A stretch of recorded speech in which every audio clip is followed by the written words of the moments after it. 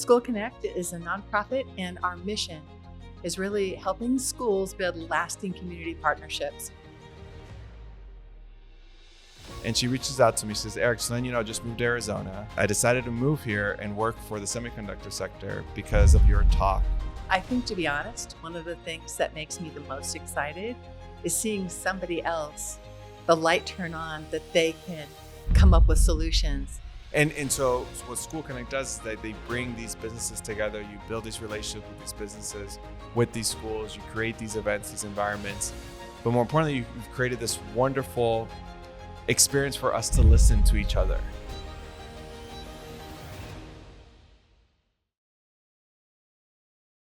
This is a Future Human Experience.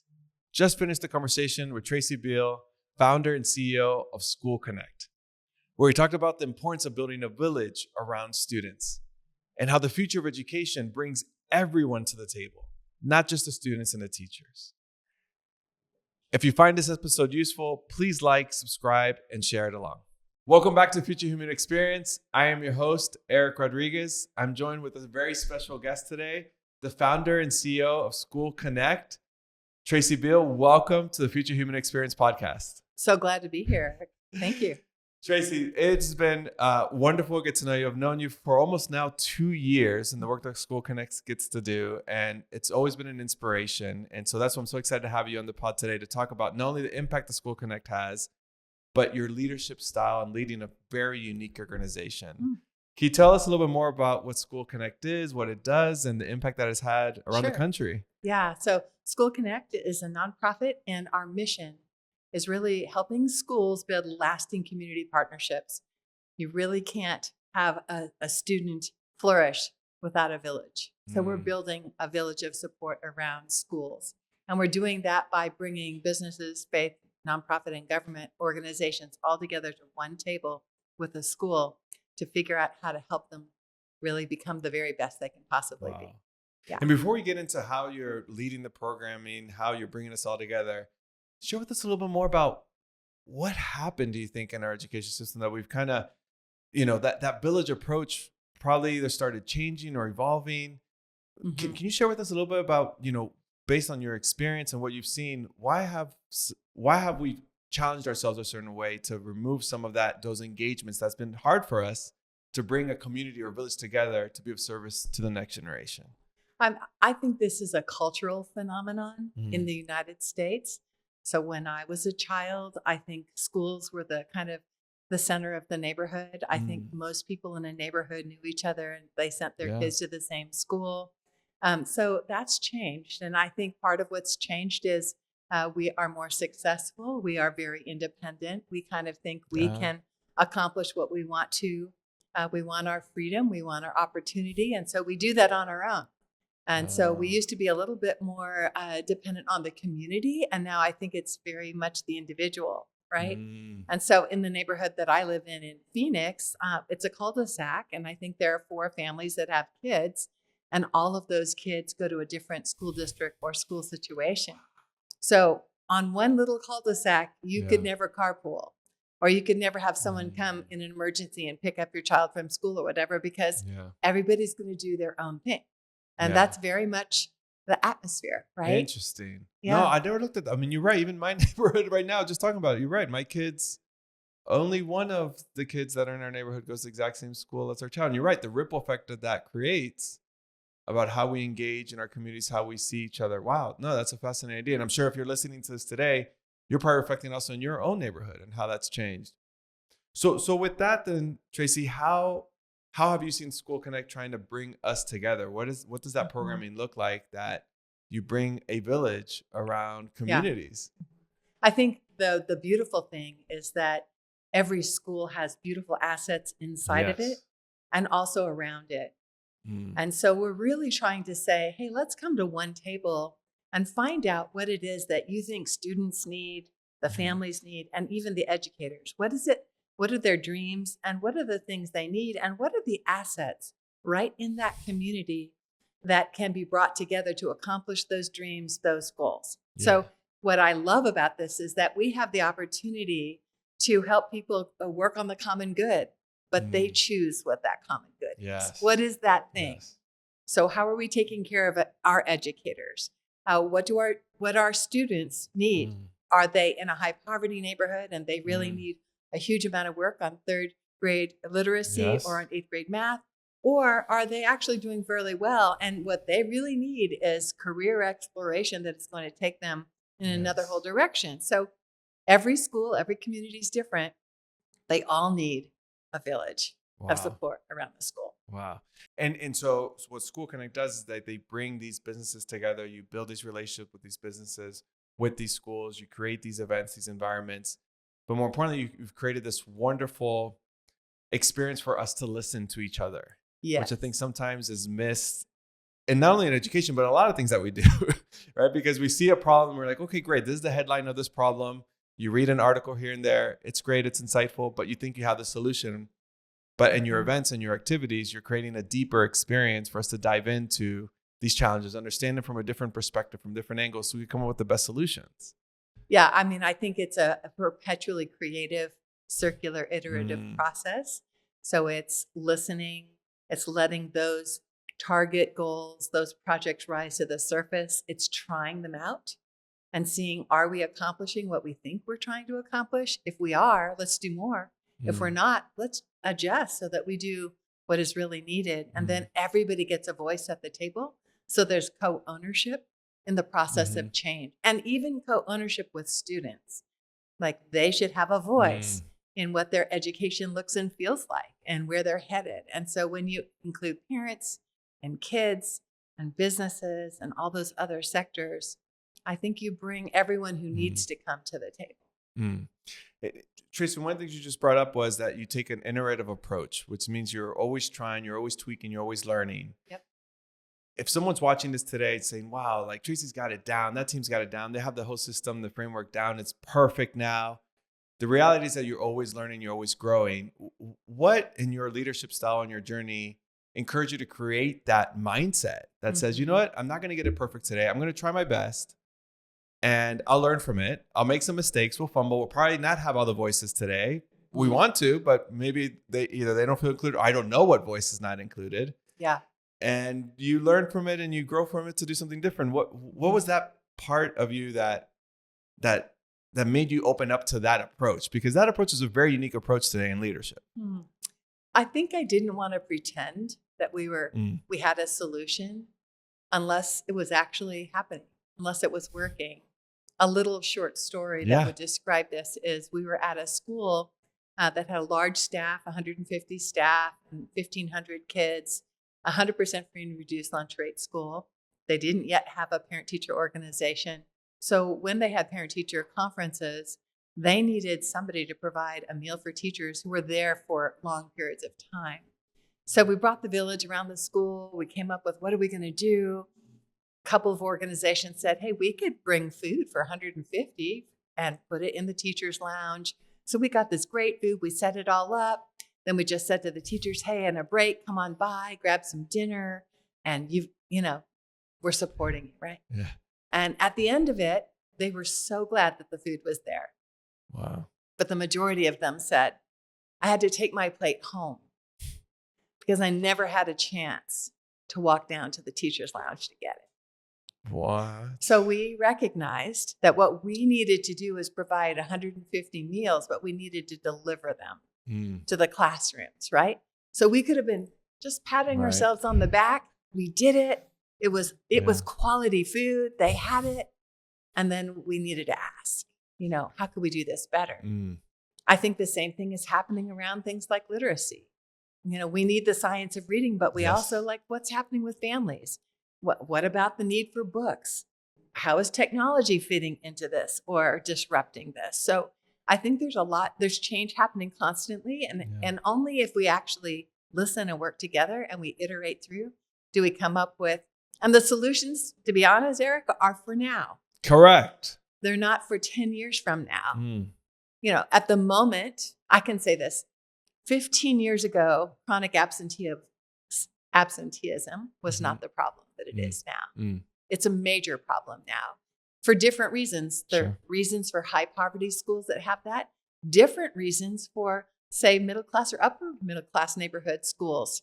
But they still have chronic absenteeism. Yeah. So how do you respond to that, right, in this time period? And hopefully that will be overcome in 10 years. Yeah. But there'll be something else. And Sure. so the framework gives the opportunity for us to come together, identify those things, work on them, and then maybe you put to bed something and you're ready to go to the next thing. Yeah.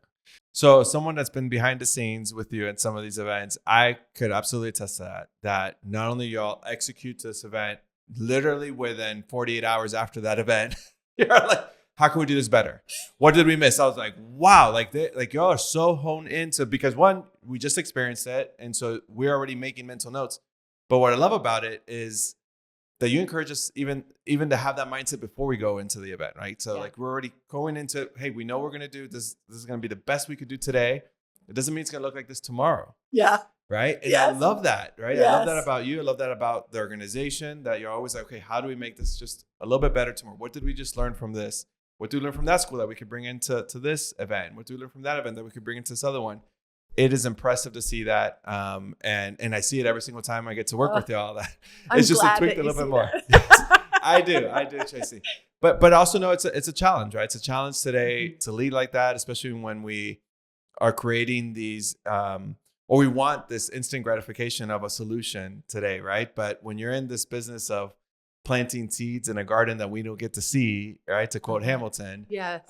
It's hard to do that, right? But when you lead with that mindset, it's extremely rewarding in the long term, because you get to see this, come to fruition in different ways. I think to be honest, one of the things that makes me the most excited is seeing somebody else, the light turn on, that they can come up with solutions if they only work with others to think about it creatively. I love that process because it's empowering, and because their talents and gifts, their genius comes out. Yeah. And you see solutions that you never thought of. Yeah. And I just think that's beautiful. Yeah. And with that said, though, Tracey, I think that also creates a leadership style that I think is very unique in times like this, but is absolutely needed in times like this, which is a disruptive leadership style, right? Like you lead with the mindset saying our organization looks like this today, it executes like this today, but it might not look like this or execute like this tomorrow. That's hard for a lot of organizations to do. Can you share with us a little bit more about what has, or how has folks around you and your team, or how have you assembled a team that believes in that way of executing and iterating constantly? Because it's probably, I would think it's difficult to do that today, but it's absolutely needed because it will be the norm tomorrow. Yeah. Well, I think I lead with a lot of input from the team, itself. So in the same way that we are bringing the village to a school and they're iterating on solutions to problems that they're identifying, that's what we're also doing on our team. So we're listening to one another and going, oh, you've got a unique voice or perspective that I didn't have. And then the other thing that's really interesting about School Connect, and it's really challenging, but so good, that is every sector has a different view, perspective, culture, goal. So education, the language, what they do, all of that, very different than businesses, which is very different than nonprofits or government organizations. So when you come to that cafe table, that round table conversation with the principal and the village, really what they think and how they operate and what they want's different from one another. Yeah. That requires us to kind of expand our ability to listen, see things from other perspectives, and create a solution that encompasses all of that. And so what we preach out there is what we do. Wow. Okay. No, Does that help? That makes a lot of sense. Absolutely. Yeah. Okay. So you're creating that, not only that team environment, but how you lead is, or how you execute also is how you lead within the organization itself. You can't ask for other people to iterate if you're not doing it yourself. And so that's the mindset that's been created. Yeah. Okay. Wonderful. Yeah. So now you know. Yes, I know. That's wonderful. But also, I think it's important for us to have this conversation on this podcast, because I would love for other people to learn from your experience and from School Connect's experience. I mean, at the end of the day, that's what this podcast is about, is to create this platform for others to watch something like this and say, I could do something like that, or I could bring School Connect to my community, or I could lead my organization that way, or what does Tracey know about leadership that I still don't know? that now I could tweak a little bit more. Maybe I'm not in the education sector, but I'm over here, and the way that she leads still resonates with me. And that's personally something I've always gotten from our conversations, Tracey, together. And I always feel like I'm just a little bit better because of that. I so feel the same appreciate way. that. Yeah. In the conversations, you push me by asking me really good questions. Oh, I appreciate that, Tracey. Yeah. So Tracey, how do you see now the future, right? As School Connect starts building this out, you do acknowledge that, yes, these are the solutions for today. But as we start building these villages around our schools, what does the future of education look like if we're able to do this, in your opinion? Yeah. I mean, I think education is in a huge moment of disruption, massively. So some of what I think is that we can come up with better technology, student-centered learning, different kinds of curriculum, all of that. But the reality is, and this fits your mission so well, students need humans. They need people to know them, love them, believe in them, give them opportunities, give them feedback, kind of journey with them all the way. And I think we need that more than ever today.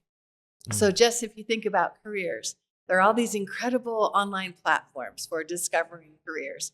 What education do you need? How much would you make? What's the process? Well, I have grandchildren who are like a senior in high school, and I have one who's a sophomore at Arizona State University. Wonderful. And reality is, as I look at it, they need people to walk alongside them to give them feedback to figure it out with them, right? Not to tell them what to do, but to walk alongside them. And I don't think that goes away. I think in education, we need the village, because we not only need like a group of kids to a teacher, we need the counselor. We need the person who's helping them think about careers, giving them opportunities for internships. I'm on the board of ACE Mentoring, which is architecture, construction, and engineering. And here it is at the high school level, giving a whole semester to kids with professionals in that industry. What does that look like? And doing a project together and then presenting it. And then we raise all the money to give those kids scholarships and internships into those potential fields. They need that. Like, that's what they need. So even as industries change, as AI comes in and disrupts, the people part is still needed, maybe more than ever, because you can't replace that. Yeah. And I would say the people part are needed more than ever. Also on the other side, like what you have learned with ACE Mentoring and all the work that you have done, at least what I've seen, and you correct me if I'm wrong here, Tracey, the work that we get to do with the students, we grow as well as human beings, right? Yes. Yeah. I mean, I think my experience is that when students are at the table of the cafe, they come up with ideas or things out of their own hearts. Yeah. Here's another story in the Holbrook School District, which is a very small community in northeastern Arizona. 5 schools, and yet that represents 9 Navajo communities as well as their little Holbrook, right? So they were at the table, each school, with the voice of a student. And after doing a Love Our Schools Day event in the fall, they said, we want to love our community. Wow. So they flipped it around and said, let's actually serve Holbrook and make it a place where everybody loves Holbrook, and we make it a better place. And they helped define what that was. So they worked with city council, with the mayor, with the businesses, and they gave their heart, their thoughts. And then they all worked together to turn their community into a place that was even better. That wasn't an idea that came from the adults. It was something that was in the heart of the kids. And I just think that's so beautiful. Yeah, that's absolutely needed today, and will always be needed, right? As you build communities for the future, it's creating those avenues for those conversations. Tracey, that's a wonderful example of how not only we bring the communities together, but how we improve the communities. In these experiences, you bring in also businesses, like you said, from so many different industries, so many industries not only represented in the local communities, but all over the country that are changing or being disrupted, right? That are growing. Yeah. How are they experiencing this interaction with students today, or with schools, or with communities? What are these aha moments that they have either a year or two, or maybe even a few months after getting a chance to work with schools and communities today? Well, one of the stories that I could share is about the American Council of Engineering Companies. So they came to us and they said, these are the engineering companies in the state of Arizona. They said, we are really struggling to get engineering students into the pipeline and become engineers in Arizona. There's a trickle and we need to grow that. But they recognized they needed to go into younger grades to be able to do that. So they were really talking about middle school. And so they worked with us to come up with the idea for a STEM game day field trip. And what that is engineers end up being at locations throughout the Arizona State University football stadium. This is now happening also at the U of A and NAU. Wow. And we bring in about 600 seventh graders, and they get to travel from location to location throughout the football stadium and see hands-on experiences and understanding of how engineering makes game day happen. So hands-on things so they can understand even what is engineering, because that's not an easy thing to understand, right? What's so cool is that all these, I think there were 200 engineers, we just did this about a month ago, who were in the Arizona State University Stadium. And it was a high for them because they got to share the thing they love in a hands-on way with kids who would never even dream of doing something like this, right? So I think what they get out of it is, wow, we're actually helping kids to go into the pipeline. Right now, I'm working on the process of, can I connect the dots between those kids who do STEM game day and ACE mentoring in a high school connected now to those industries, right? How do you create a whole pipeline? I think for businesses, they get to get more people employed who are really understanding. I think they get to give back, and they get the joy of the light in the eyes of kids who suddenly love what they're telling them, and to see all that they are accomplishing and think, I want to do that. So my grandson at Arizona State University is a sophomore doing electrical engineering. Wow, okay. And so I'm like, I know engineers I can introduce you to, right? That is cool. And so I think that is just the joy of getting to do that. Okay. Well, I'll have to connect with him then. I'm an electrical engineer too, so I'm more than happy to be If you of service. would, I would love that. Yeah, would love to. That reminds me of actually a story. Maybe around 10 years ago, I went back to my alma mater, University of Houston, and I would go back every year or so, and I would give talks about AI, disruption, future of work, just to help the students, prepare the students. And there was a graduate student there that day. She was sitting in the very back, and I talked to her about the tech sector and how important the tech sector is, but I was talking to all the students there. And I just wanted them to see themselves one day in the tech sector as well, because I didn't see that when I was going to that school. And a few years later, probably maybe 5 years later, I get a LinkedIn message from this person. And she reaches out to me. She says, Eric, so then, I just moved to Arizona. And I decided to move here and work for the semiconductor sector because of your talk. Wow. 5 years earlier at the University of Houston. Yes. Man, that was like, wow. Like it makes it that much more rewarding, right? Her life is now very different because you just get an opportunity, right, to plant that seed in a student and someone that's exploring what might be next. And if you're able to be part of just a little bit of that journey, the ripple effect could be felt for generations. And part of what you were doing was believing in them, and believing for them, and opening doors in their minds, in their experience that they would not get any other way. Absolutely. Yeah. Well, Tracey, one of the things that we'd love to do here in the Future Human Experience podcast is that we like to ask our guests to come up with a surprise question for me. We've known each other for several years now, as you see me on this journey. Tracey Beal, what question do you have for me today? Yeah, my question for you is exactly connected to what I do. So my question is, we've talked a little bit about why is connection so needed? And we talked a little bit about the American culture and independence and all of that. So you have a different cultural background, right? And I would love to hear from you. What do you think you bring with that cultural background, with that family, that experience that we need? Yes. Wow, that's a good question. I think looking back on my journey, having an opportunity to move between worlds is is an experience, and now looking back, I'm extremely grateful for. I think I've shared this actually in our conversations and the events that I've had a chance to do with School Connect, that at certain times I never felt like I fit in, Yeah. right? Because I was from these both worlds.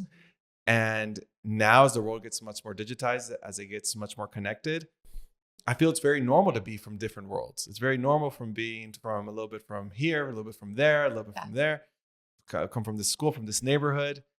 And that's okay. That's what makes us unique. And I think bringing those conversations to life, bringing not only that to students, but to community members, and say, hey, it's okay if we're not either all from the same industry or from the same sectors, or we just moved here from another state because Arizona is booming right now. It's okay. We all have something to give. And I think that's been one of my big aha moments over the last few years has been that if we're tapping into that generosity of folks, that the human element of folks, it matters a lot. And I would say the last thing is, I've come to a realization over the last few months that I think I'm very connected with the future human experience, because I've come to a realization that's a finite experience. Mm-hmm. And I think sometimes we take that for granted. I say, well, okay, I could do this tomorrow with Tracey, or I could do this tomorrow for my community, or I could do this tomorrow with School Connect, or for my school and my other community. We don't know that, right? And I think if you're watching this podcast today and you just have a little bit of a hint of, wow, I want to get more involved in either in School Connect or in my school or in my business, just to reach out, do that. Mm-hmm. Do that, because there's not only thousands, millions of kids that are looking up to us that we don't even know yet, but they're there, they're watching. And I think that matters a lot. And I think that's what just keeps me going. And that's why I'm so glad to have a platform like this that could bring guests like yourself to just share their journey on the future of the human experience. Awesome. Eric. Thank you, Tracey. With that said, Tracey, how could people stay connected with you, find more about School Connect, and get involved? Yeah. So our website's probably the best way to do that. schoolconnectaz.org, schoolconnectaz.org, or you can send an email to info@schoolconnectaz.org. That's an easy way of doing that. Yeah. Wonderful. Well, Tracey Beal, thank you so much for not only your leadership, the work that you get to do every single day for our schools, our communities, our next generation. The world is going to be just a little bit more human because of organization at School Connect. And thank you for being part of the Future Human Experience podcast. What a privilege. Thank you for listening to this episode. I'm inspired to hear that these conversations are resonating within our communities, our organizations, our companies, and our households all around the world. If you found this conversation to be valuable, please take the time to like, subscribe, and share it with someone else. I do believe that as the future gets much more digitized, it gives us an opportunity to be much more human as well. And these conversations are part of that journey. So if you're enjoying the content on this channel, please check out these videos. Thank you.